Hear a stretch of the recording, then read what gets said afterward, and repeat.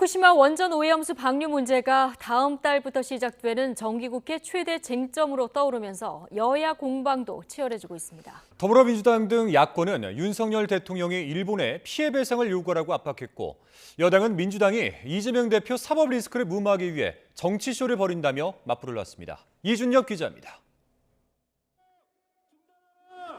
일본 후쿠시마 오염수 방류 저지를 내걸고 100시간 비상행동 돌입을 선언했던 민주당.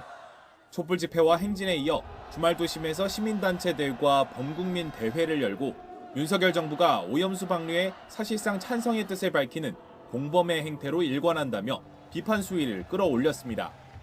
일본의 이런 폐악질을 가장 선두에서 합리화시켜주고 지지한 사람이 누굽니까? 정부 여당에 요구합니다. 권력은 잠시일 뿐이고 국민은 영원한 것입니다. 특히 윤 대통령이 일본의 책임을 명확히 물을 것을 요구했는데 정부가 예상한 관련 예산 3,700억 원이 오롯이 국민 부담이 됐다고 지적했습니다.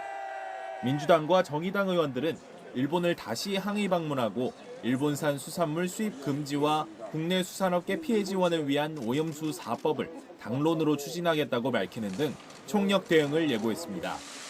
국민의힘은 민주당이 제2의 태평양 전쟁, 공동 정범 등 국가를 혼란에 빠뜨리는 자극적인 단어로 선전선동을 한다며 이는 오직 이재명 대표 단 한 사람을 위한 정치쇼라고 깎아내렸습니다.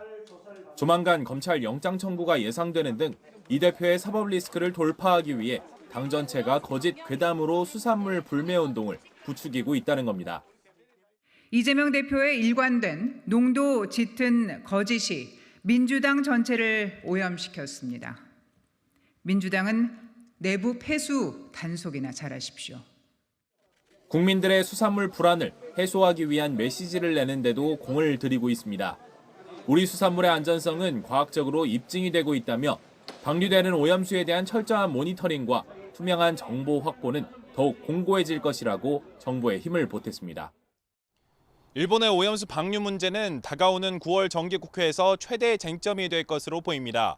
오염수 문제를 내년 총선 최대 쟁점으로 삼으려는 민주당과 이 대표 사법 리스크를 고리로 방어선을 구축하는 국민의힘 간 충돌은 장기화 국면으로 접어들고 있습니다. YTN 이준엽입니다.